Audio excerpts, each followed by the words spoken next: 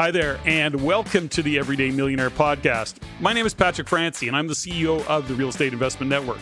In addition to being a business owner, I'm also a real estate investor, I'm a coach, I'm a husband, I'm a very proud grandfather. And along with that, I'm also committed to stretching beyond what I've already achieved and of living a fulfilled life by continuing to make a positive difference in the world. I invite you to join me to listen in on the Everyday Millionaire Podcast as I interview and have conversations with seemingly ordinary individuals who have achieved some pretty extraordinary results, whether it be in their life, in their business, in real estate. And it's here where I'm going to delve into the details of their journey, along with the paths they've traveled to get where they are today, and as importantly, where they intend to go in the future. My guests are here to inspire. They're here to help you learn by talking about what's real for them, both in their wins and in their challenges, from the life and the lifestyle they live to the person they had to become along the way in creating and building their financial futures for themselves and their families. Before I begin this episode, I'll start by first thanking you for listening in and for your support and the feedback you provide us on the show, as well as to ask you to please continue to send your comments, your suggestions, or your questions directly to me at ceo@reincanada.com. That is ceo@reincanada.com. And if you're inclined, please share this podcast with your friends or your family and with people you know, or perhaps even people you don't know. Rate the show and comment on iTunes, Stitcher, SoundCloud, or whatever platform you happen to use to listen in. And while you're at it, please follow me on the Everyday Millionaire Facebook page. So thanks again for the feedback you provide us. It's definitely appreciated. Okay, let's get on with this show and have a conversation with today's guest.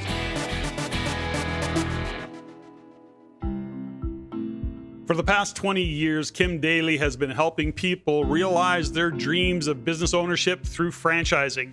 While helping thousands of other people to live their dreams of business ownership, she has been living her own. Today, she is recognized as one of America's top franchise consultants. She is an international best-selling co-author of Franchising Freedom and the founder and host of Kim Daly TV. Before becoming a franchise consultant, she was an entrepreneur extraordinaire and highly sought-after consultant in the health and fitness industry, working with brands such as Denise Austin, Dr. Dennis Waitley, Gold's Gym, and eDiets.com. She is the creator of The Daly Plan, a millionaire mindset coaching program that enabled her to build the largest franchise consulting business in the history of franchise consulting. She aspires to be the most influential and motivational voice in the franchise industry. And when she's not doing all of that, Kim is a mom of 2 teenage boys. She is passionate about fitness and nutrition. She loves to work out and ski, and she lives on the beach in southern New Hampshire. I'm excited to have the conversation and learn more about this top performer guest. So let's get this show on the road. Kim Daly, welcome to the Everyday Millionaire Podcast. I'm excited about having you on the show. We've just met. We literally had a 3-minute kind of pre-podcast, so we're going to be on the journey getting to know you. So thanks for joining me. Thank you so much for having me. It's a pleasure to be here. So Kim, I lead into all of these podcasts with the fundamental of, wanting my listeners to understand who my guest is. There's nobody better, beyond my intro. What I need to get from you is how do you answer somebody who says, gosh, Kim, nice to meet you. What do you do?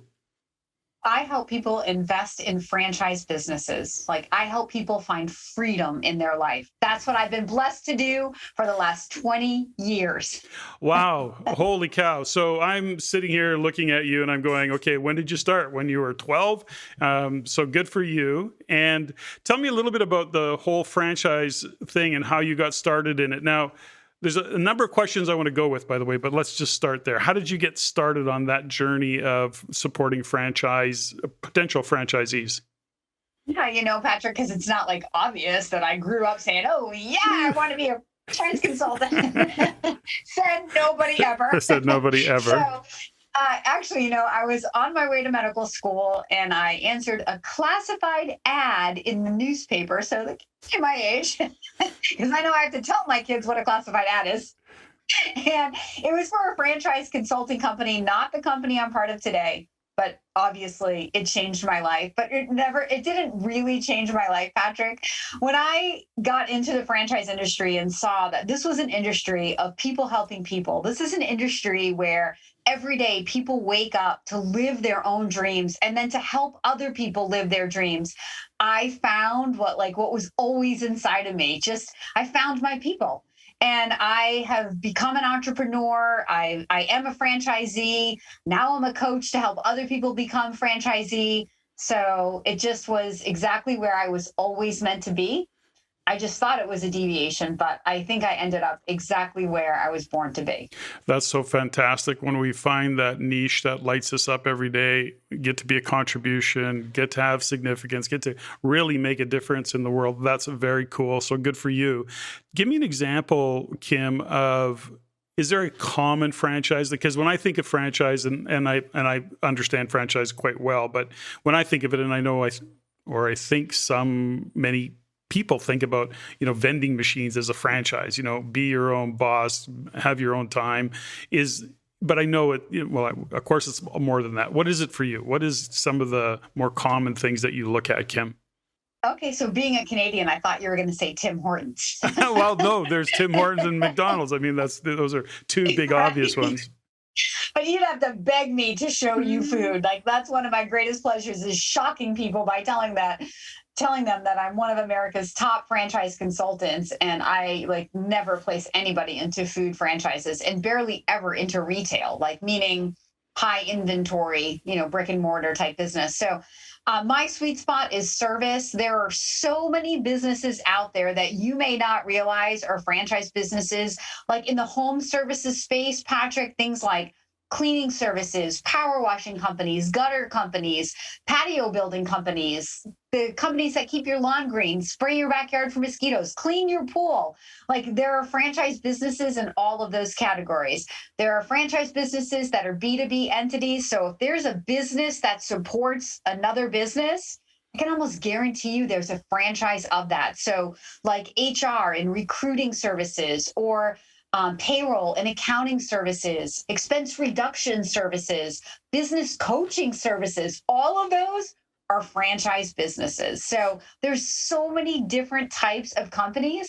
And in fact, this is why I have a business, because when someone comes to the idea of okay, Kim, I'm tired of my W-2 job, or hey, I own real estate investments and I'm looking for diversification in my portfolio. I don't really have an idea to start a business and don't really want to start from scratch. So they turn to franchising. They say, where do I begin? You look at Entrepreneur 500. How do you know? What's a good investment? So my job is to help people kind of funnel themselves down to the top 3 to 5 options based on the characteristics that they're looking for in a business, what they can financially afford to invest in. And then most importantly, above all of that, Patrick, is the relationship with the franchisor. So I stand on my soapbox every day and tell people, you are not buying a brand. You are not buying a widget. You are buying a relationship, right? That's why you go into franchising, to be in business for yourself, but not by yourself. I look at what's happening today. So thank you for that. That's an awesome overview. And, when I look at what you just said there, is that the relationship that you're first to have to understand is that with the franchisor. So are you in this kind of world, are you representing the franchisor? Is that the marriage that you're creating, and there's a representation there? Yes. So my service is free for any candidate out there who's like, oh, I want to work with Kim Daly to find a franchise. Yes, it's free for you because I get paid by the franchisors. So think of it like this. Instead of franchisors setting up trade show booths on weekends, right? Or advertising organically on the internet and getting hundreds of leads and not knowing which ones are really serious, which ones are financially qualified, where do we even begin calling this list of people? They can come to consultant groups and say, hey, we're looking for people with these skills, who have this much money, who live in these markets. You find them and bring them to us. We like them and award them a franchise. We'll pay you a fee. So I call myself like the eHarmony of franchising because I'm really like a matchmaker. And like when you work with me, once I define the top 3 to 5 companies, I set you up to go on a blind date. And I use all kinds of dating analogies because it makes the subject more relevant. Like people get it. They Yeah. understand the analogy. And I do all of the breakup work. Sometimes men will be like, well, where were you in college? I gotta use your. So that's terrific. Now, when you look at what you just said there, Kim, and I'm wondering, given what's happening economically, and this whole conversation or trend, we'll call it, what was referred to as a gig economy, but then we look at what's happening economically, and people going, I'm afraid I'm going to lose my job, or I have lost my job. I don't know what my future looks like if I continue to try and live under this umbrella of security by working for somebody. Give me some kind of perspective of, is the franchise business a booming business because it opens the door for people to actually kind of live a different set of dreams, or to become that self-employed individual where they're not worrying about, getting laid off or having to be in corporate politics, for example? Give me some idea of who the clients are these days, and has it changed since COVID? It's an awesome question. So a long time ago, Patrick, a mentor taught me, in good times and bad, the franchise industry grows. What people invest in and their motivations for investing will change, but the end result is they invest. So in a really good economy, people want a part of that American dream or the Canadian dream, right? They want to build their own future and have that control. And so they're investing, and they might be investing more in, the fun businesses, the want-based businesses. In a bad economy, people fear losing their job. And so they're recreating stability. They lose money in the stock market. They've got to rebuild that net worth. And so they're looking to recreate and, again, get control. And so what they invest in may be different. They may be looking more at essential services if there's some risk aversion due to a recession. But the end result is they invest. There's always going to be an investor looking to invest. And, during the pandemic, my business never shrunk at all. From 2019 to 2020, I produced exactly the same number of investors. And then in 21, it went way up. And this year, I think it's going to go even higher based on the first 6 months of the year where we are so far. So things are like looking way, way up right now. But that's a different conversation. I think the reason that people are roaring back is whenever people feel suppressed, right?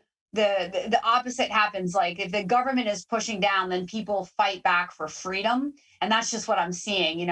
People are just looking for ways to control their financial future, to build cash flowing assets, to create more tax advantage so they can pay less tax, to build that stable, predictable income for themselves and their families. So, to answer your question, it's yes, the industry is growing.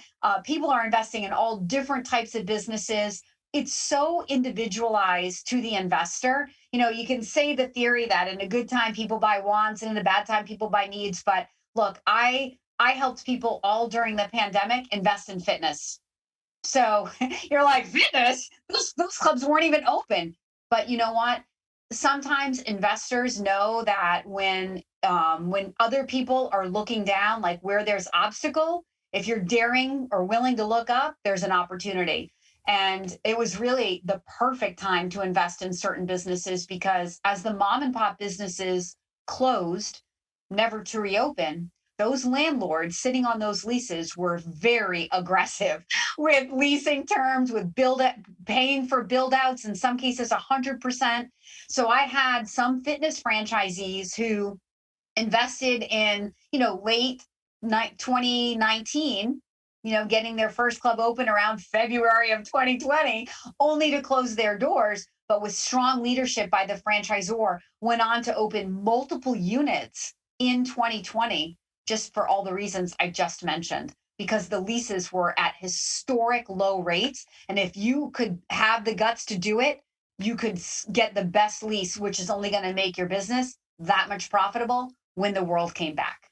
So you talk, that's so interesting, Kim, and you just said something there that, we look at somebody opening a store or look, we'll call it a store, we'll call it a gym or whatever it was in that case, where strong leadership from the franchisor kicked in and they were able to actually get through that downtime. Give me some insights into if somebody's looking at a franchise and working with you even on a franchisor, what are you looking for? How are you bringing a franchise forward and having a discussion with a franchisor? I mean, I'm assuming you're doing some level of diligence so that you're not coming forward with a franchisor that you're not confident in or doesn't have a track record that you would like to see. How do you kind of filter, if you will, that franchisor so that you can count on that leadership when times get tough or when things kind of go off course for a bit? Yeah, I'd love that question. I'd also like to answer that question from what am I looking for the potential new franchisee for the investor? Sure. But to start with for the person who's listening, to start from the franchisor's perspective. So look, I am not, I'm not making any, I have no legal relationship between franchisee, and franchisor. So it's very relational. That's the answer. The idea is that I've been doing this for 20 years. My database of franchisors is not some algorithm, when I type in all the characteristics, I'm not typing in characteristics. As I'm getting to know people, I get a sense of, their Christian values or their empire building mentality or the scale of the business that they want to build and other characteristics. And I know my franchisors. I know which franchisors like the man in the van with the plan. They want the unit operator. I know which franchisors want that empire builder that have jacked up the cost. They're asking people to come to the table with more working capital because they want to help you build $1 million business in your first 12 months. So it's having those relationships and the experience that, again, if a candidate's looking at, Entrepreneur Magazine or surfing the internet, you would never know based on how they present their company, on a website, the insights that I know. But that's really how I'm making my matches, and I'm bringing back 3 to 5, and then I'm coaching so that my candidates can know what are the questions to ask, what should I be focused on, because I'm getting their focus off of number 1, passion for the widget.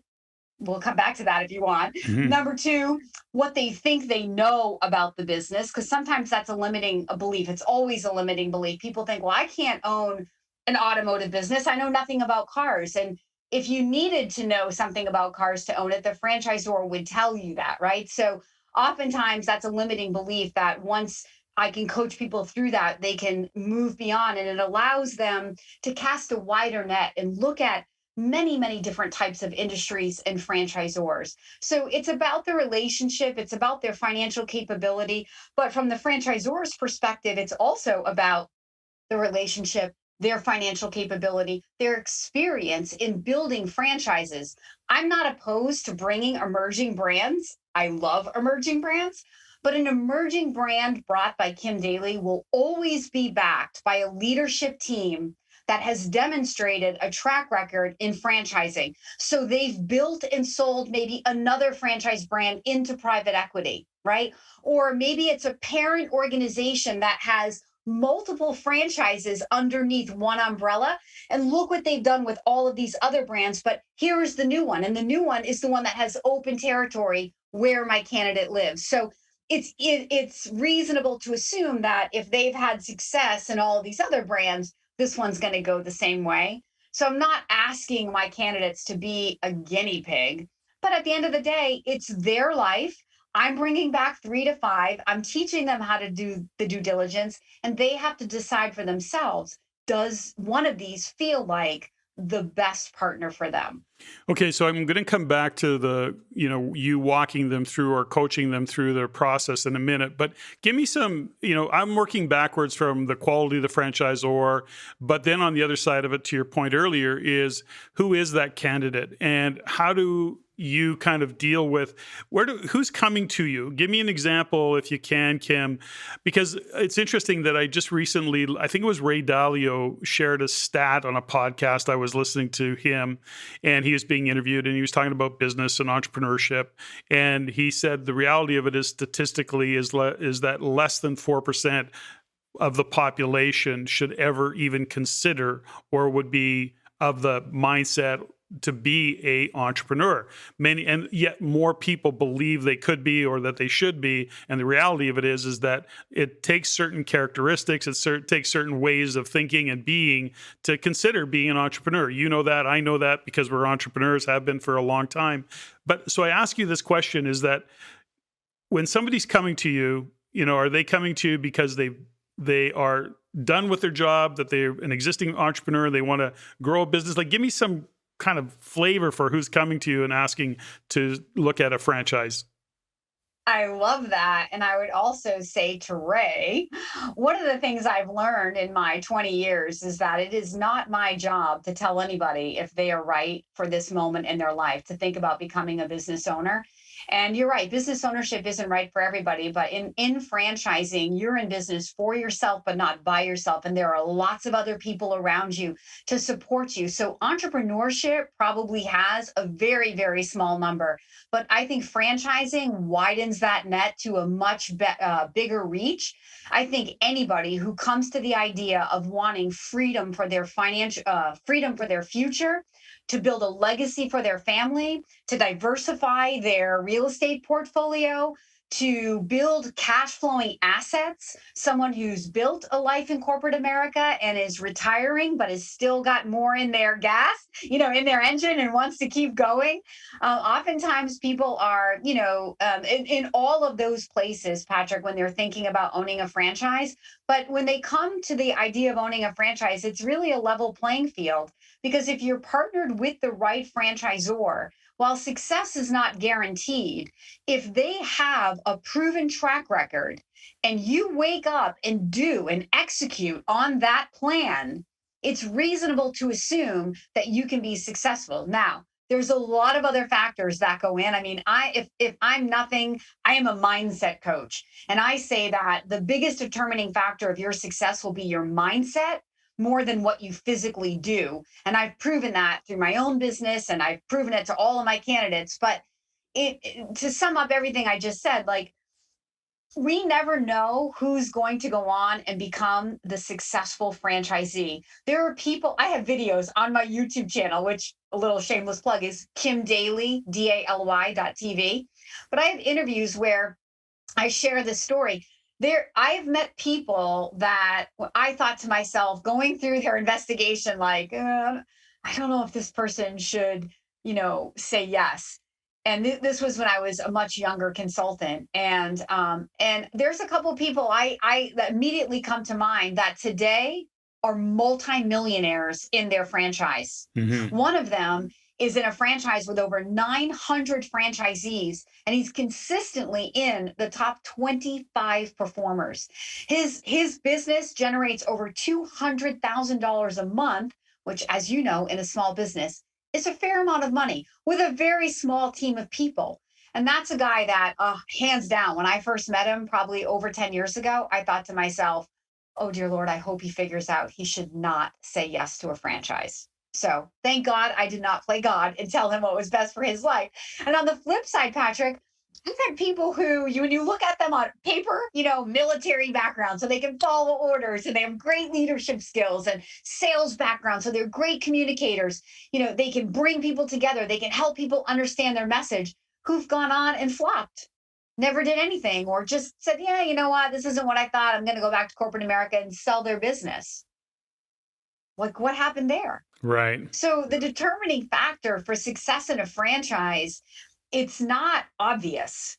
I think it is to me. It's mindset, it's competitive drive, it's how bad you want it and what you're willing to do. Those are really the determining factors.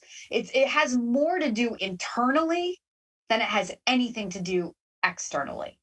So give me some idea. I mean, I think I have a pretty good concept of it, but Kim, let me know here, when you talk about a franchisee and a candidate to be a potential, owner of a franchise, what are some of the questions maybe that they should be asking themselves? What should they be considering when they're looking at franchises? To your point, you go, well, maybe I'm going to own an auto shop franchise, but I know nothing about cars.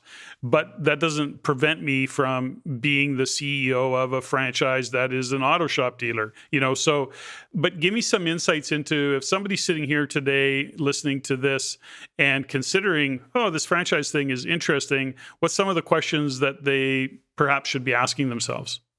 Where I always begin the conversation is with a little daydreaming and a vision of your future. I'm infinitely more interested in where people want to end up. Like, what are your goals? What are you using this investment for? Because ultimately, that's what a business is, right? So it's to produce a financial outcome, personal and professional growth. So if you can define for me the type of owner that you want to grow into, meaning I envision being a business owner who creates jobs in my local community, where when I come to work every day and inspire my team and make the payroll, I know that because I dared to live my dream, I'm feeding 20 families in my local community or whatever, like that type of a mentality. Or somebody who says to me, I want to build a business that my teenage children can grow up in and work in. And then over time, as my wife and I transition, leave it to our kids. So I'm more interested in what people are using the business for. Financially, what are you striving to achieve? And whether it's monthly, income or annual income, are you starting out full-time? Are you looking to be a semi-absentee owner, meaning a part-time owner where you work really on it, but you manage teams of people who work in it? And professionally, what is the skill? What are the skills that you bring to the table? So the reason franchises don't need widget masters is because when you really scale back and you look at what is a franchise is a sales and marketing company. That's it. Like, why do most small businesses fail? People run out of money. Why do they run out of money? Because they can't figure out how to get customers. Why are most franchise businesses successful? Because they're sales and marketing engines. There's correlation. This is so true. That's so true, right? Right. So I don't need you to know about the widget. The franchisor can train you about, a 21-point house cleaning system if your business is, a house cleaning franchise, but they can't train you how to be that boss that literally wakes up to serve his employees, right? They can't train you to love prospecting. Like, over time, you can learn to do that. And I think all business owners have to learn that that's part of success in a business, is being that brand ambassador, wearing the shirt in the community. And to the extent that you're comfortable being the shirt and being the face of your brand in the community, the more successful you're going to be. But it's those skills, it's operational skills, sales skills, management and leadership skills.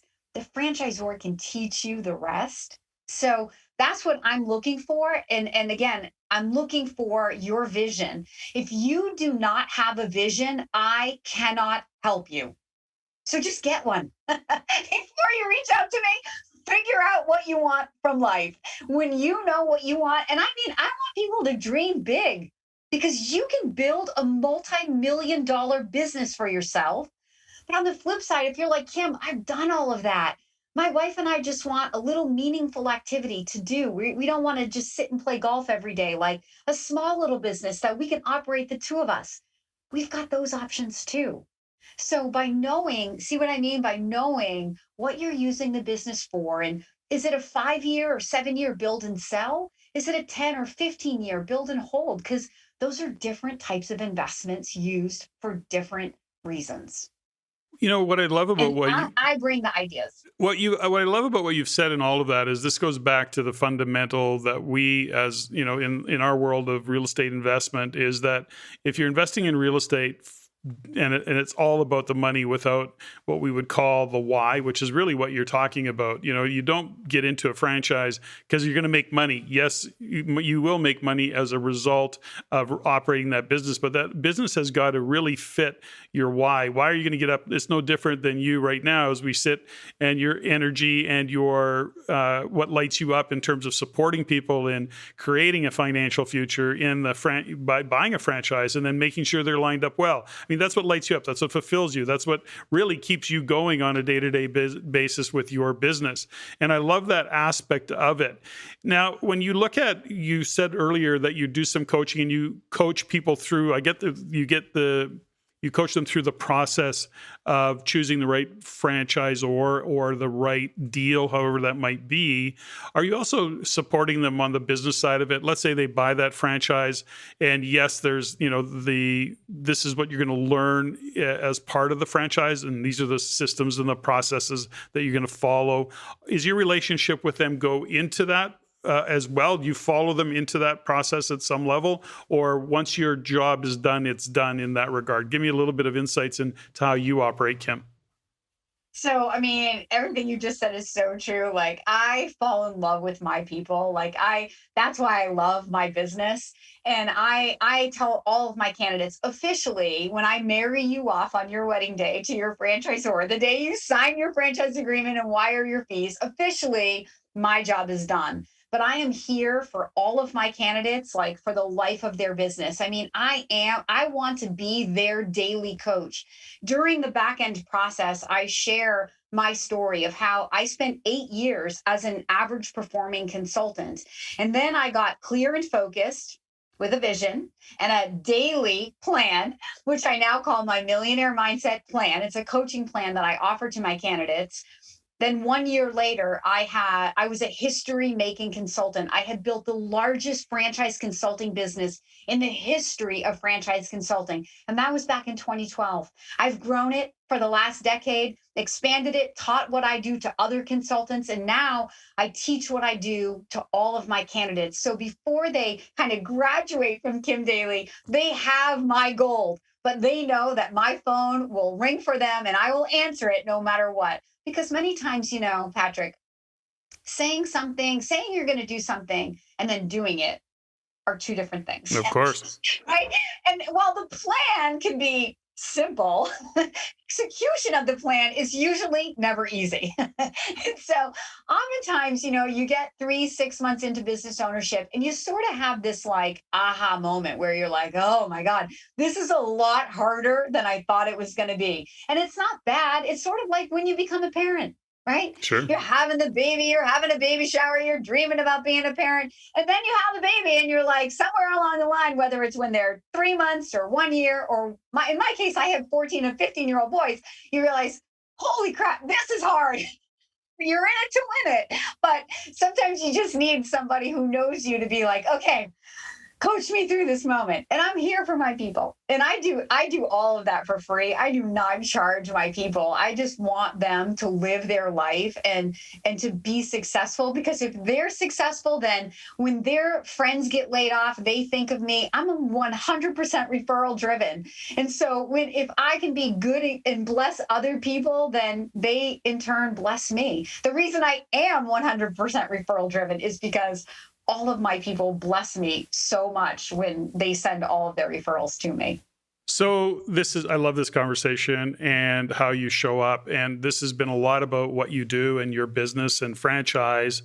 But I want to talk a little bit more about Kim. Now, I've come to realize that, when I talk about the Everyday Millionaire podcast, I'm always having conversations with what I refer to as seemingly ordinary individuals who have achieved extraordinary results. And you certainly fall easily into that category of seemingly ordinary, not so much, really, but, perhaps seemingly ordinary, extraordinary for sure. But I want to go back to how you got on this journey, because perhaps as you're speaking with even your potential franchisees, you start to realize that you don't necessarily come out of the chute as an entrepreneur. Sometimes it's develops. Is it nature? Is it nurture?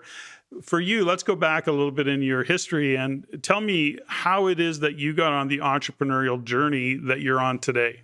Yeah. So most children of entrepreneurs, I think there's a very high statistic that most go on to become entrepreneurs. I certainly hope that that statistic is passed on to my children, but that was my case. My father was an entrepreneur.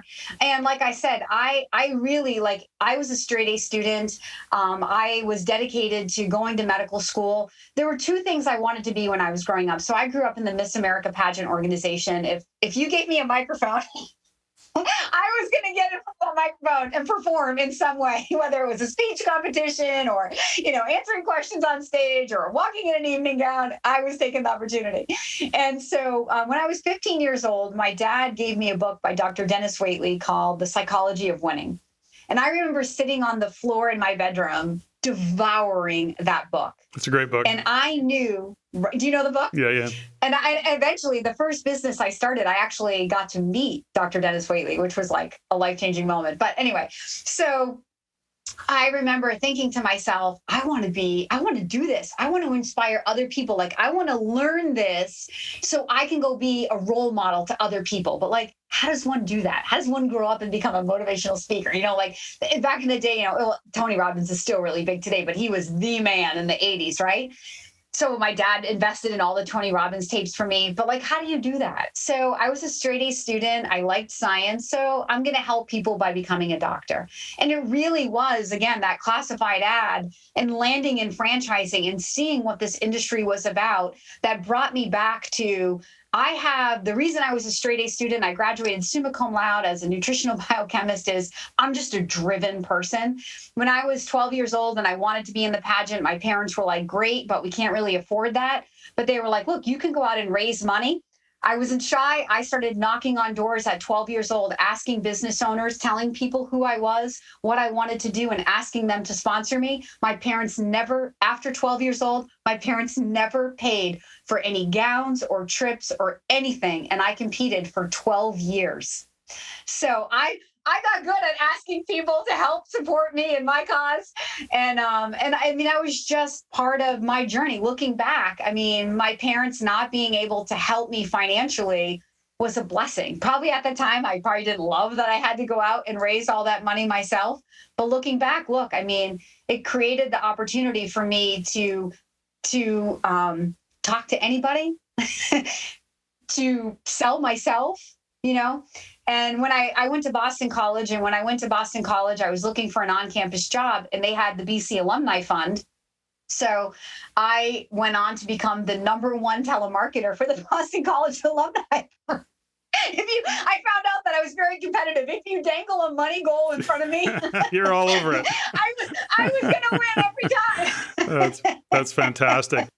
So, I think it's all of these things adding together, Patrick. It builds the story to what I'm doing today. But I think it's important to, look back on that as we share with, listeners some insights that you gained through that time. And, some of it's, I guess, philosophical or, some maybe even esoteric in some regards. But ultimately, as a young girl growing up, you were challenged to do those things. For whatever reason, you were, driven to have that outcome. But I think that in behind all that, there's probably an important aspect of it, which is that your parents didn't shut you down either. They didn't say, no, we don't have the money. They said, no, go figure it out. And when you came up with whatever ideas that you came up with, which I'm sure were creative at times, they weren't making you wrong and or suggesting that you couldn't do that. That's what I'm getting from that. Is that in fact the case? It's so true. My parents were incredibly supportive of all of my goals. They still are today.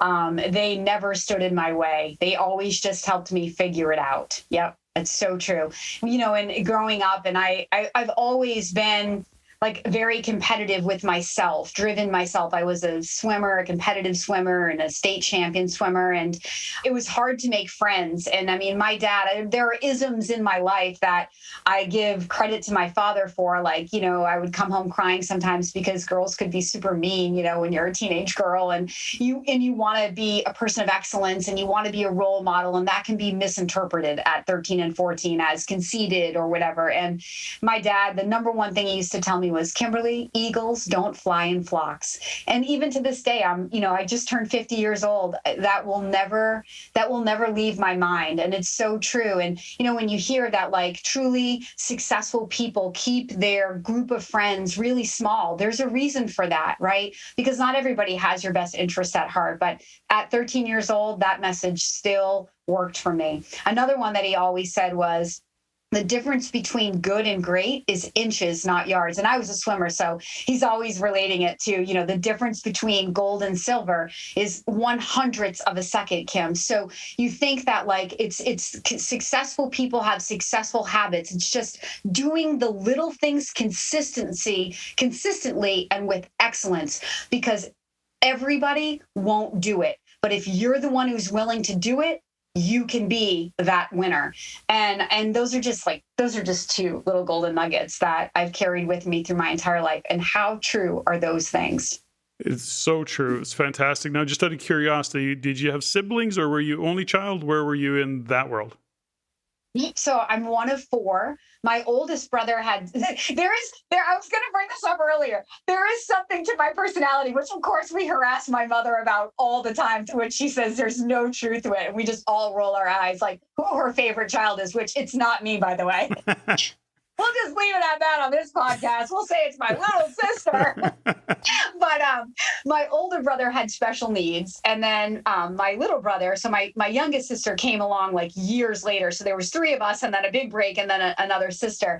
And then my younger brother at the time, like we used to joke, like he could do no wrong. So I had to be the overachiever for anybody to even recognize that I was there, And my dad would always say, oh, you were Miss Independent. And I'm like, no, I was independent because you were too busy worried about Shane, my brother with special needs. So if I didn't figure out how to feed myself, I couldn't eat. I can get my parents going so good. And now as a mom, I totally know none of it's true, but it's still fun to harass my parents about it. Of course it is. That's the fun thing about being a parent and of course, having parents that you can still have these kinds of conversations with. I love that. Now, as I'm listening to you, Kim, there's an aspect of it that, I get your drive and I understand that, you had outcomes, you had goals, you had dreams, you had aspirations.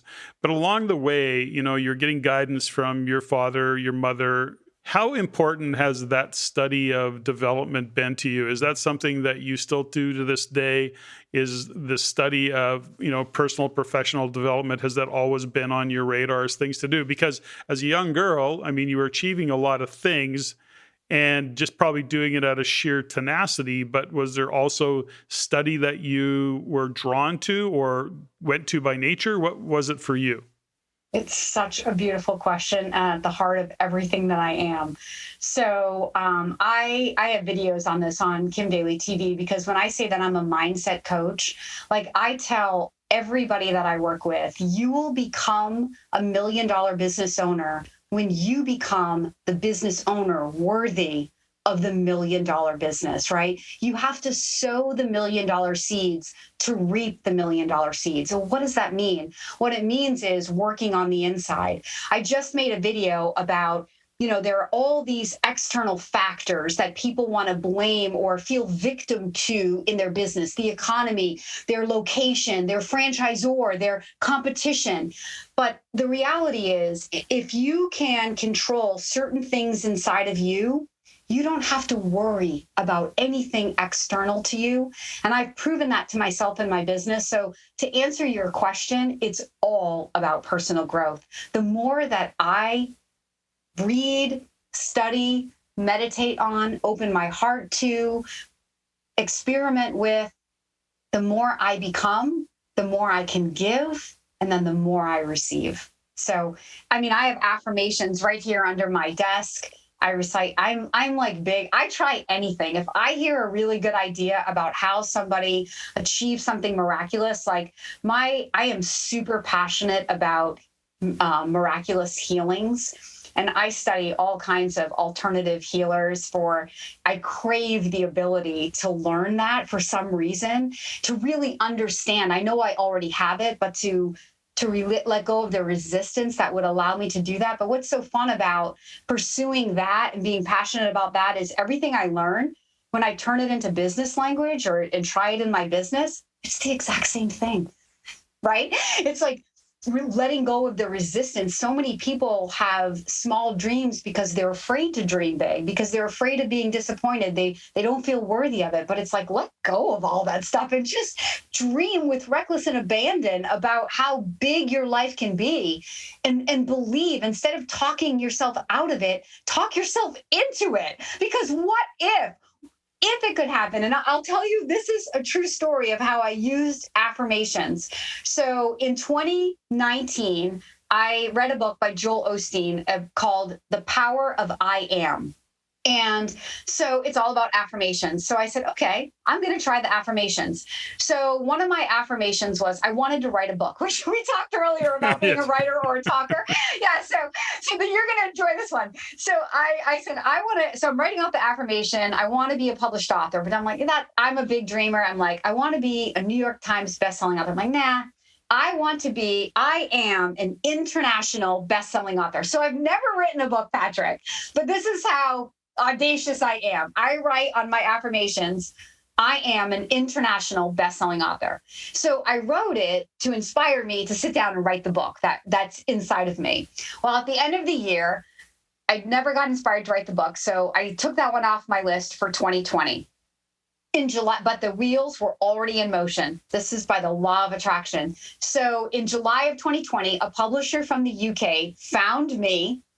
He said, we're collaborating on a book on franchising. We found you on LinkedIn and we looked at all your stuff and we think that we would like you to participate. Would you like to participate? And I said, okay, like I only have to write one chapter?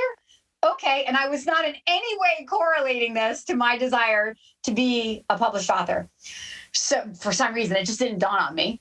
So I write my chapter, which of course is on mindset. And I turned it in. So he's in the UK. So we Zoom so we can see each other. So we're over Zoom and we're talking about it. And he's preparing me for like all the things that we're going to do to market the book. And he says to me at the end of the call, he says, Kim, I just want you to get ready, because every book that we've published with a group of experts like you has gone on to become an international best-selling book. I love that. Yeah, those are great stories. Love that. Now, I'm telling you, I sat there with goosebumps all over my body, fighting back tears, because I didn't want to tell him like what, but this was a life-changing moment. I have more, but this is one very true life-changing moment. So that book was launched over Labor Day weekend. Within the first 7 days, it sold 300,000 copies. It was published in 12 languages. It was #1 in the US, #1 or 2 in the UK and Australia. And it went on to become an international best-selling book in 7 days. That's fantastic. So now I could say, I am an international best-selling author. And you know what, Patrick? Brilliant. I didn't even have to write the stupid book. Brilliant. Very, very good. It's interesting that you bring up, a point, and we see this all the time. I've been a small business coach and a real estate coach and an investor, all of the things. I've been a business owner for 37 years, worked with many small business owners. And I know my own struggles have always been, and it's something that you brought up, is that you really do need to become the person that you need to be to run the business that you dream of, or that the vision you have for it. It is the old case of that it's not the goal, it's who you need to become to achieve the goal. That really is. My wife is a mental performance coach, an Olympic class mental performance coach, has been to 3 Olympics, worked with hundreds of athletes over the years, but really understanding that the outcome, that moment in time, that gold medal is literally a moment in time. And who do you need to become to have that moment in time? And the journey that you go on is really about it's less about, well, I shouldn't say that. There's a part of it, it's about what you do, but it's also about who you are being while you do it. And to your point around all of this, I think it's so interesting, and I got a couple of questions for you around it. It's so interesting to recognize that when you're talking to a franchisee and they're afraid to maybe dream big, do you see some of the blockage? And I want to get into it because I think listeners can appreciate it. Do you see some of the things that get in their way? Is the judgment of what they, or the way they feel they're going to be judged by peers, family, friends, or others, or that they're surrounded by dream killers that are saying, this is crazy. Why are you even thinking about a franchise? So are these some of the blocks that you're also helping people get over? And is that something that you see as, unfolding often? 100%. One of the earliest conversations I always have is, are you the only decision maker? And if not, like if you're married and your spouse isn't on the phone, are you the only decision maker? Because we know the spouse is going to be part of that decision. We need all the decision makers present. And when all the decision makers are present, then we talk about how when you take this conversation outside of the world of this franchisor and this family of franchisees and Kim Daly, the other people are not going through the same process you're going through. So whatever preconceived notions, head trash, whatever limiting beliefs that you had when you first came to me, you have to believe that those people have those too. So if you're asking them for advice, it's like silly, because that's only going to help you talk yourself out of it. And you don't need any help to talk yourself out of it, right? Like, we can all talk ourselves out of our dreams, but we need the right people to help us talk ourselves into it. And the right people in the investigation are the people who are inside the system, not just the franchisor, but the family of franchisees, all of the other people who've already said yes to this business, who have what you want, who once stood right where you are. They have the answers to all of the questions and concerns that any candidate has. And part of our due diligence is to interview those franchise owners so that you can get a visual of a day in the life. And when did you cash flow? And what were you most nervous about? And did it come true? And are you worried about a recession? And all of these things, so that you as the investor don't have to recreate the problems of the business. You can ask the people who are already in it for the answers. So when you were growing up, and, as I listened to your story a little bit, and you're a young lady and you have these dreams or these aspirations, you want to, be on the stage, and you want those gowns and that microphone and all of the things, the glam and the glitter, if you will. I mean, those are big dreams for a young girl and to take on. And where and how do you, when you look back on that, Kim, were you just not at the effect? I mean, you certainly had supportive parents, supportive family. Your brothers were probably teasing you, or maybe your sisters. I don't know. But my point is that were you just built that way to take that on and go, no, nothing's getting in my way? Or how did you deal with the teasing that you got and all the things? And I know your dad helped you, but what was internally, do you think now in hindsight, in reflection, because you've talked to thousands of potential entrepreneurs who are constantly trying to talk themselves out of doing it. Like, what was, you know what I'm saying? Like, what was your conversation, internal dialogue, and how were you busting through it? It's still it's so funny because I'm a very extroverted social person. I love people, but I spend a significant amount of time alone just for that reason. Because I do find it hard to not judge myself or the size of my dreams or goals, not anymore so much because I've just gotten over it, but through the years, where I wanted to achieve more than people around me, or it was just in me. I just knew that I was built for something more than what I was currently living with. And so you have to kind of get strong within yourself, but that also goes back to the reading, the spirituality, the meditating, prayer, and just building your own faith in yourself and in God, and keeping your dreams to yourself. When I first broke free and built this history-making business in the franchise that I'm in, I told nobody.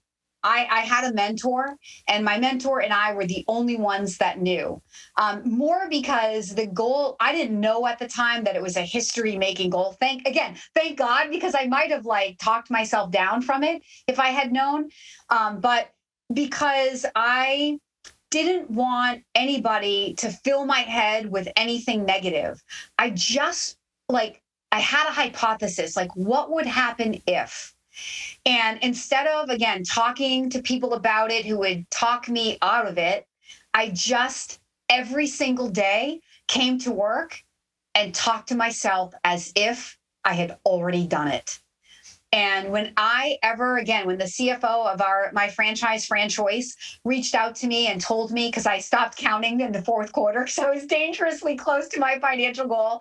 And I was like getting all superstitious, and I didn't want to like freak myself out. And I never want to make it, my business is very people focused. So yes, I have financial goals, but I reach the financial goal because I serve enough people. And so I wanted to let go of the money part because I think it just gives like bad juju. You know what I mean? Mm-hmm. Like if you're clinging to making a certain amount of money. So anyway, when I ended up being $4.28 over my goal. Again, and talk about another, spine tingling, moment when I got that call and he told me, and I sat in this chair in my office and thought, unbelievable, the power of intention and mind. That year, I didn't even have a plan because I had never been done. It was just like an idea in my head. So I think that if you want to live a life less ordinary, you do have to choose your friends very carefully. When I was 13 and I was being like pushed out of the social groups and cliques because I wanted to become Miss America, it was a tough lesson at 13. But it proved to be one of the best lessons of my life, to choose your friends wisely and it's okay to just keep what you're doing to yourself. Because you know what? Nobody else out there can help you anyway. Success is an inside job. Right? Mm-hmm. So the fewer people you involve in it, the fewer naysayers you have, and probably the more reality you have of bringing it to life. And who cares what other people think? I don't care anymore. Like I have ridiculous goals, Patrick, like ridiculous goals. Only my mom and my dad know some of the ridiculous goals that I have.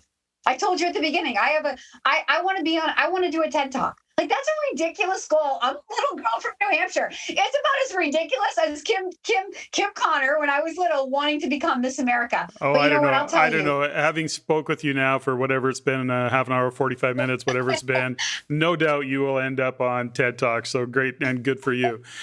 But it's interesting that you make such a great point about, and that's a lesson that I learned way too late, actually, is not sharing all of your dreams and aspirations with really anybody outside of a very close circle that you may have. And for all of the reasons that you happen to mention, which is, the next thing you know, you're actually justifying and quantifying and qualifying why you would do that based on their filters and how they see the world. And, I really admire the fact that you got that lesson early, because it really does make a difference. I've seen over the years, so many people's dreams get shut down because they shared it outside of, some people that they should have shared it with, and it shut them down. They started to second guess themselves. Tell me a little bit, Kim, I'm interested in terms of this business that you own today, that you have made, award winning and the biggest, the best, all of that. But where did that idea, do you think, where did it come from? What triggered that? Do you remember what triggered that idea and why it showed up for you?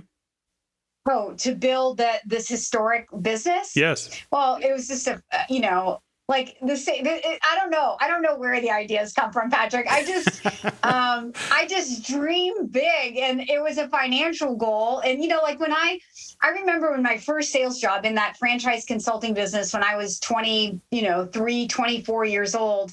And the same thing when I talked about the Boston College Alumni Fund. I mean, back then it was pure money. I remember I set a goal, and in the first boss I had, the only boss I had. At 25, I left working for other people, and I've been self-employed since I was 25.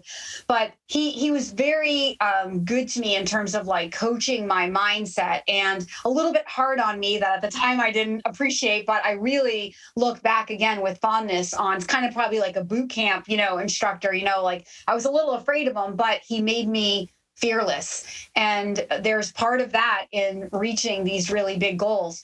But so he set a goal with me, a financial goal. And I said, I want to take home a commission check of $10,000. And I remember when I got that check, I went out and I bought my first piece of beautiful jewelry. I still have it today. It's a ring, and compared to what I would buy today, it's not beautiful, but that's where I was. And so then from there, I wrote a check to myself for $100,000 because I went from 10,000 to 100,000. Like, this is just what I do. And it took several years for me, but when I woke up one day and found that check in my wallet, Patrick, I was making that money every single month. So it's like, if you have, I tell my people, though, the reason I can share these stories with you that people say, oh, that's so inspiring, but you can have those stories too, but you have to dream. The reason I've lived so many dreams is because I dared to dream them. Of course. No dream, no living the dream. What I found interesting something you said, Kim, which is, you talked about, because I know what gets in people's way often is their fear of what the judgment that they're going to receive, or that somebody's going to think of them. And there is lots of people that are very limited and worried about that, especially in the social media world, and, where everything seems to go viral or get online. So here's the point. I'm listening to you talk about this and you go, I don't care what people think. Yet you came, and I get that, by the way. But I'm also thinking that you came off many years of being on stage, of actually being judged, of actually having people go, she's too this, she's too that, whatever the judgment is in a pageant kind of. So I'm sure that has to toughen you up as well. And at some point, you got to let go of that judgment. I mean, I've been involved with judged sports. And so I also know the impact that can have mentally and emotionally on an athlete. Was that part of your conditioning, do you think? Possibly, but what's so funny? All the years that I competed, I just wanted to entertain. I never did a pageant to win. I always did it to have fun. I never had like a polished talent. So I hired an acting coach because I can sing well enough, but I'm not an opera singer, right? Like, I can dance well enough, but I'm not a ballerina. I'm not built like a ballerina. I'm muscular. So what is this girl who wants to be on stage going to do for a talent? So I hired an acting coach. My mom hired the acting coach, and his name was Tad. And I used to write my own scripts, and he would compose the music, and we would record it. I went all over the United States of America as a teenager, winning talent shows. I even got in front of, at the time, it was Joan. What's the woman with the big T? Joan Rivers. Joan Rivers. Okay, yeah.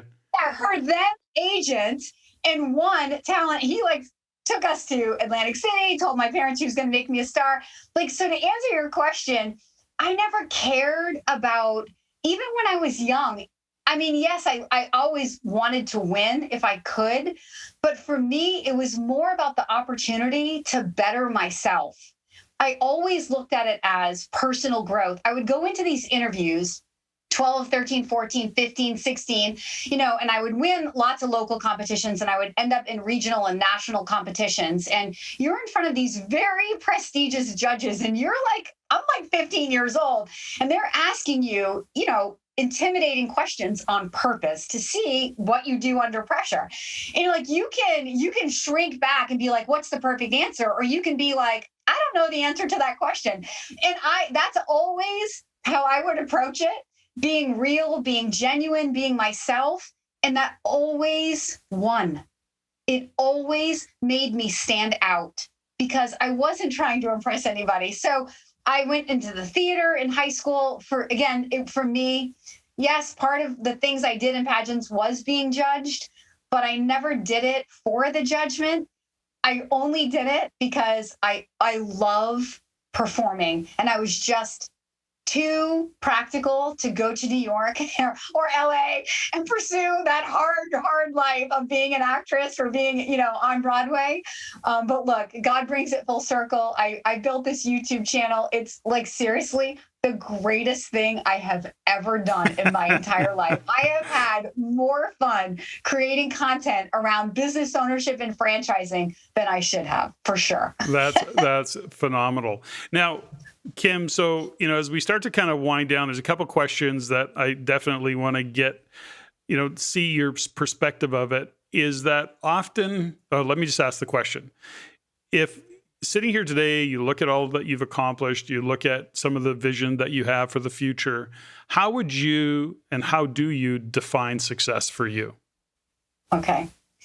So you can make tons of money, right? But if you don't have inner peace, I would not define that as success.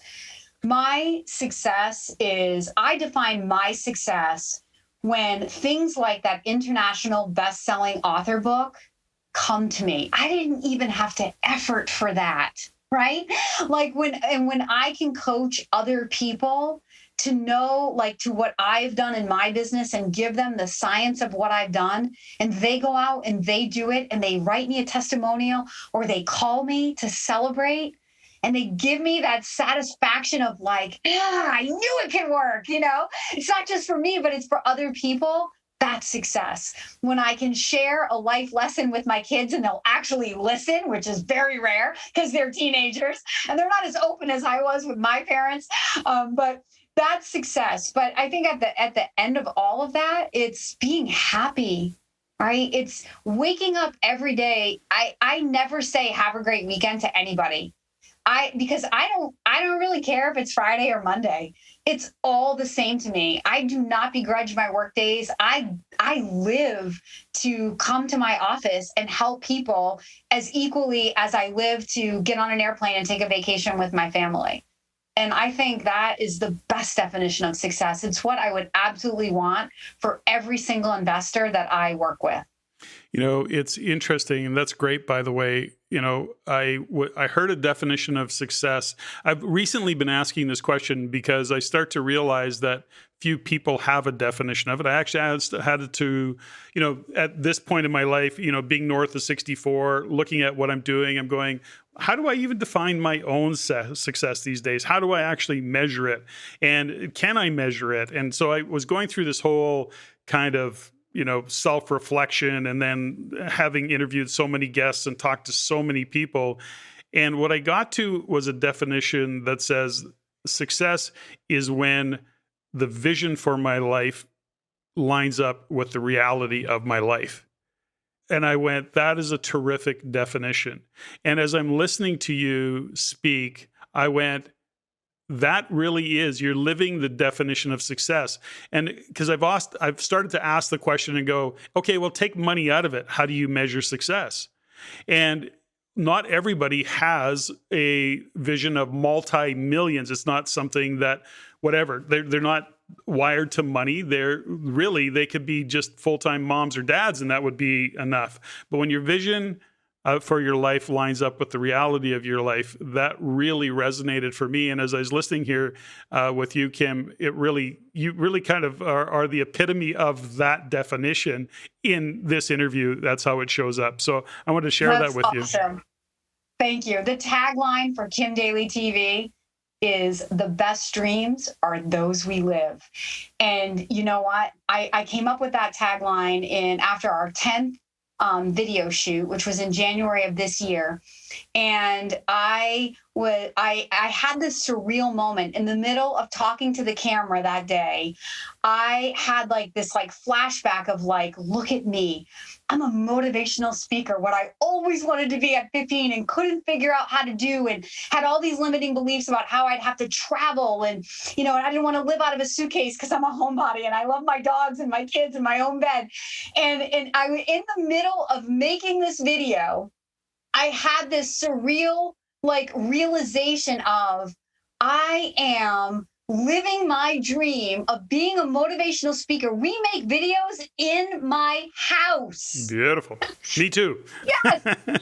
And look how God brought that whole thing around to me because I didn't talk myself out of it. I just kept pursuing it and growing and going where my life took me. Going into franchising was like a risk, but it felt good at the time. And look where it took me. It took me exactly where I always wanted to be. And at the end of that video shoot day, before I washed off all my makeup, I sat down and I made a video. It's on Kim Daly TV. And the whole point of making that handheld camera video, because I'm not a fan of that one, those kind of videos, was just what I already said, that the reason I'm making this video isn't to sit here and brag about that, oh, I'm living my own dream. The reason I'm making the video is to inspire you to dream. Because the reason I can live this day is because I had a dream, right? So the best dreams are the dreams we live. 100%. I love it. Your vision and definition of success are 100% mine. Yeah, I love that. That's so great. So, Kim, I want to say, that we got to wind down. I mean, you've been very generous with your time. I appreciate it. This has been just a fascinating conversation. I love these kinds of conversations. It's kind of the world that, I like to observe. And, my wife and I both, Stephanie, as my wife, Stephanie, as a coach in the kind of the mental aspect of sport and business, these are all very much aligned with our values. And before I start to kind of wind down to some questions, other questions that I want to ask you, I want to talk about values, life's values, business values. Have you come to the realization that living your values or defining your values are an important aspect of what actually not only drives your business, but the decisions that you make and who you hang out with and all of the, I guess, really how you are in what you're doing because you're living true to your values and that you're clear on them? 100%. And like I tell all of my candidates, look, when you get clear and specific about who you are and the owner that you want to be, you're going to realize that you don't have to attract every customer. I don't need everybody. There are people that I don't want to attract through my YouTube channel. I want to attract the people that I can help. And there are certain qualities and characteristics about those people.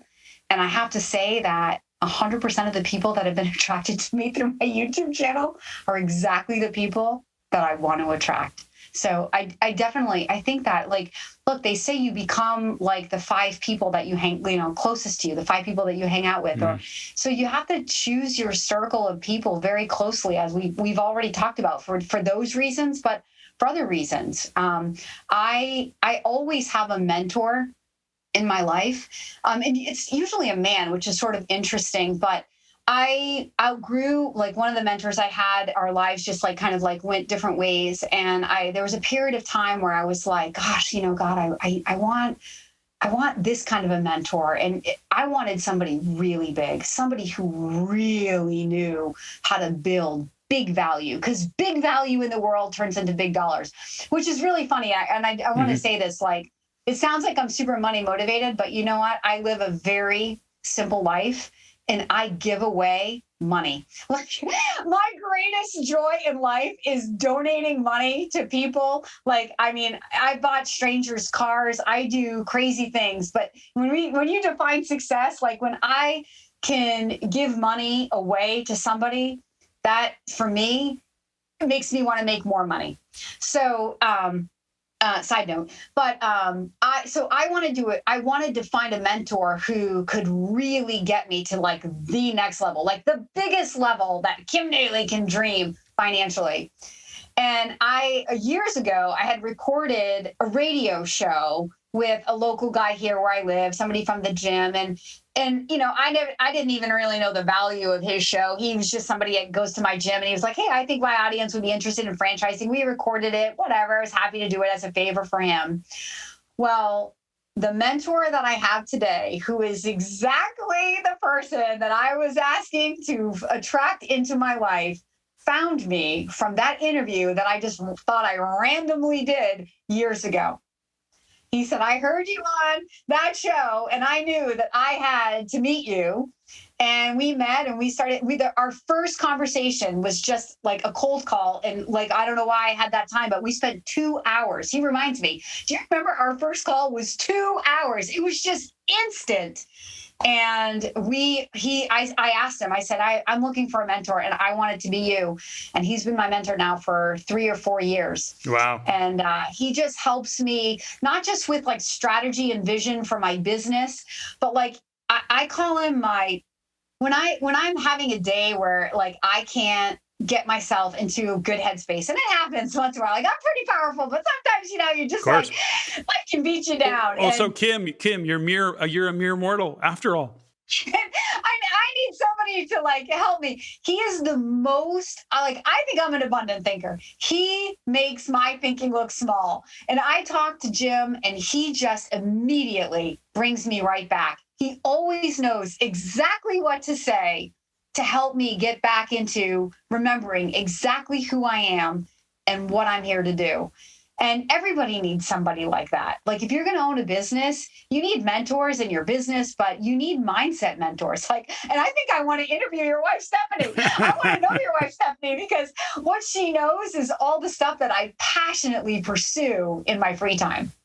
There's something that you brought up around mentorship and coaching, and we often see what gets in people's way is that they're not willing to invest in themselves and or pay a coach / mentor. And, when somebody pushes back to you in that regard, what is your response to somebody who says, well, I just can't afford it, or it doesn't make sense for me to pay a coach, or I can't justify it? What is your response to somebody like that, Kim? Because we see it, and I know you have as well, as coaches, you see it all the time where people just are not willing to invest in themselves. And we often say that, we can't want something more for you than you want it for yourself. And then ultimately you have to step up and say, this is what I'm prepared to do. But how do you handle those situations? Yeah, I think if you want to be the best at what you do, you have to have somebody who sees the game a little bit differently, like a coach does from the sideline, someone who's already been there and done that. I mean, in a franchise, you're paying the franchisor, right, to be your coach. But in addition to that, they're not mindset coaches. They're good operational coaches. Once in a while, they have accountability coaches, but I think everybody, and it's a discipline. In the beginning, we all need accountability coaches. And then eventually you get to where, you're accountable to yourself. And I don't need an accountability coach. That's for sure. I probably need a coach more to be like, you need to chill out a little bit more. Settle down, right? Kim. I'll just keep driving and drive myself nuts and burn out. But I think that it's the best investment you can make. In college, I was a personal trainer. To this day, I pay a personal trainer 4 days a week. Why? Yeah. Because when I go to the gym, he's up on the latest and greatest in exercise physiology and science, and he can make the most efficient workout for me in 1 hour so that I can keep getting stronger and better. And I don't pay him for accountability like other people do. I'm going to go to the gym with or without him, but I pay him for his knowledge. I pay him so that my time in the gym is effectively spent. And I think a business coach or a mentor is exactly the same, but it has to be somebody who's worthy of your money, somebody who, whether it's their, motivational style like me, or their practical style, or their knowledge of sales coaching, if that's your weakness in business, like they have to align with where you want to go. A couple of years ago, I was building a personal coaching program called the Daly Plan, or the Millionaire Mindset Coaching Program. And then, again, this woman found me through LinkedIn, and she actually reached out to me more to build a LinkedIn business. And I was like, well, I sort of, already have what I want from LinkedIn. But I said, what else do you do? And we just started talking. And then next thing you know, she sent me an invoice for $7,000, and I was paying her to teach me how to build my first coaching program. So, I know I love coaches. I always want to be coached because I can always grow. I'm an avid reader. I probably read 4 to 6 books a month. I Audible books. Yeah, I'm an Audible guy too. Yeah, for sure. I always have earbuds. I can never yell at my teenagers for the earbuds because I always have earbuds at the gym, in the car, like any free time I have. I just love to read and grow. But I think that wasn't always how I was. Once I plateaued in my business and wanted growth, I realized I had to grow. Like I had to learn. I had to surround myself with people who were smarter than me. Where were they? They were on podcasts. They were authors in books. They're mentors like Jim. They're people. There are people out there that have what I want. I just got to go find them. They're not going to like always find me. Yeah, 100%. Love it.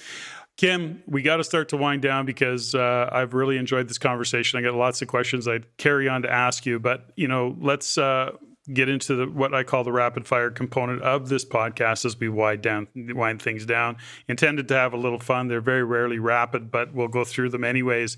You said something about the fact that you're going to the gym, that you read a lot, but do you have some other self-care routines? How important is that self-care aspect of it for you? And kind of give me some insights into what your routine and your commitment to yourself is. Setting my mindset every morning is the most important part of my day. Like whether sometimes it's journaling, sometimes it's sitting quiet, it's some sort of meditation or prayer, or just like relaxing my mind and letting things just be.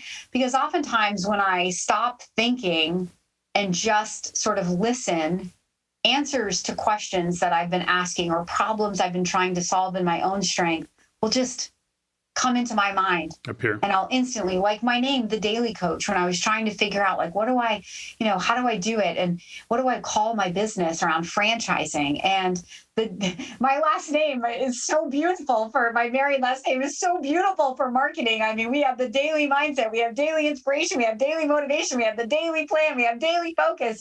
It's so perfect for building a business. But I was toiling and toiling and toiling and toiling, and I stopped and was still. And like that, I'm like, oh, the Daily Coach.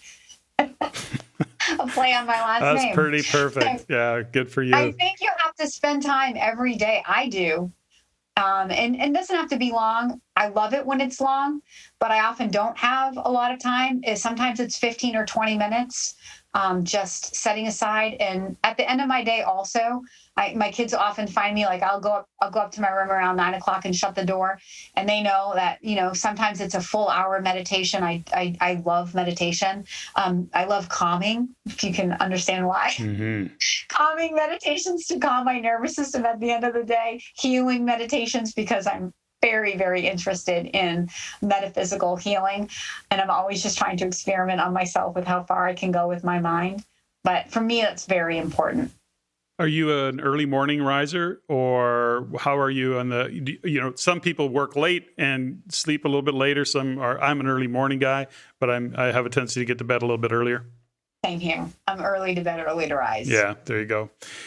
Favorite book that you gift, or one of the favorite books that was, I guess, really perhaps even a fork in the road for you? There's so many favorite books, but the number one I always say is Earl Nightingale, The Strangest Secret. Ah, gosh, I haven't heard that one for a while. That is good, though. Very good. So I pay my kids to read good books. Yep. Like school makes them read certain books, but I pay them because kids are motivated by money. And that's one of the first books. So for 2 years, I set a goal for 2 years and a timer on my phone. Every month on the first day of the month, I audibled. It's a free it's a free download on YouTube. Earl Nightingale, The Strangest Secret. It's about a 25-minute YouTube video. And I would just go for a walk or get on the treadmill every month for 2 years. I pretty much had the book memorized. But that book will change your life, because it was a constant habit of reinforcing to myself that what I'm thinking about and what I'm talking about, I'm bringing about. And it took a long time to really, really stop talking against yourself. The tendency is to complain. The tendency is to think about the things that you're not getting in your business, to focus on, the deal I lost today rather than the one I got, right? And if you audible that book on a consistent basis and you just follow the 30-day, what Earl instructs you to do, all of those little habits will change, and then you will have that winning mindset.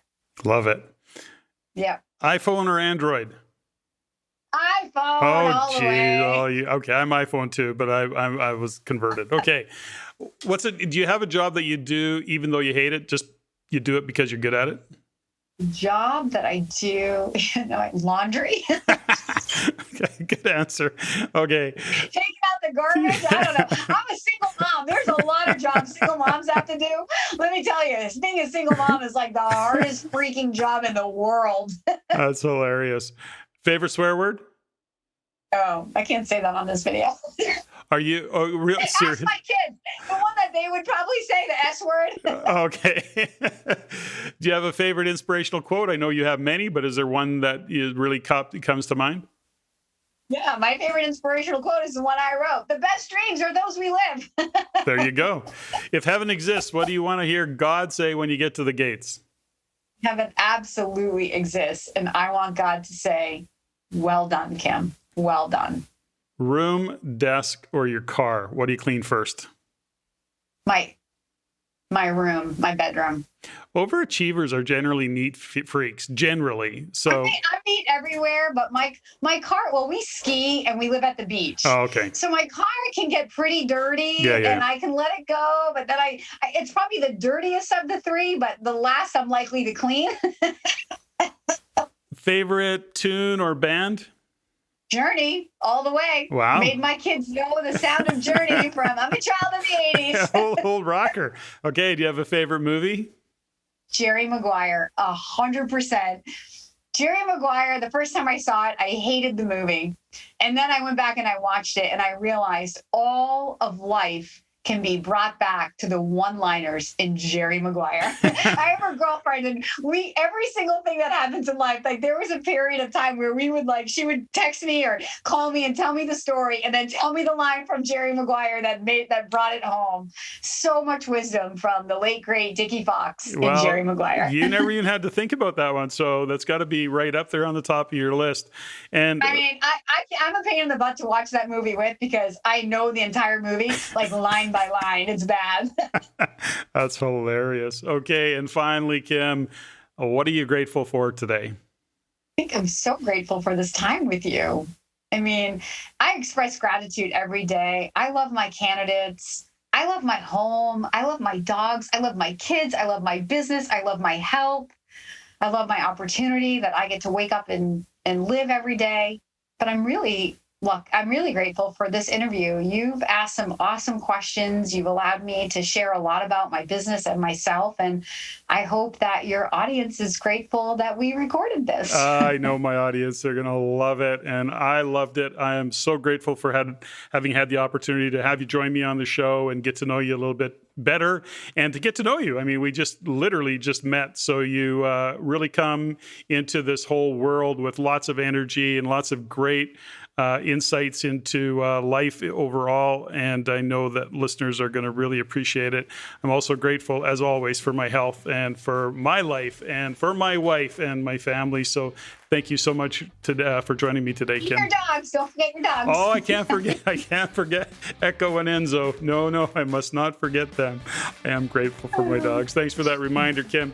And hopefully we'll be talking to you again soon. That would be amazing. Thank you so much.